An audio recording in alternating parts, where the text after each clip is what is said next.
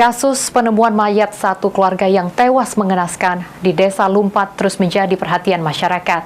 Dari hasil otopsi, polisi menyatakan para korban meninggal karena hantaman benda tumpul di bagian kepala.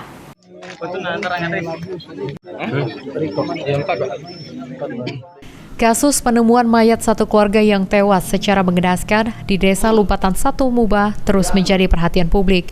Kasat Reskrim Polres Muba AKP Bondan Tri Hutomo mengatakan dari hasil otopsi Rumah Sakit Bayangkara Palembang, penyebab kematian para korban akibat hantaman benda tumpul di bagian kepala.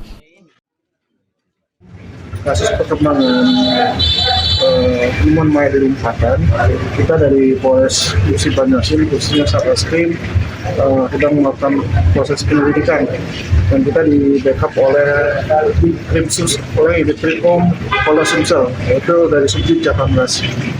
Terus sementara proses masih berlanjut, kita masih mendalami kita temukan dari hasil otopsi bahwa korban tewas diakibatkan benda tumpul. Jadi di tubuh para korbannya banyak bekas penganiayaan dan artinya untuk bekas penganiayaan tidak ada, yang termonitor di lokasi kepala. Ditambahkan AKP Bondan, saat ini pihaknya bersama tim Jatranras Polda Sumsel terus melakukan penyelidikan guna mengungkap kematian para korban tersebut. Ruzi Iskandar, PAL TV.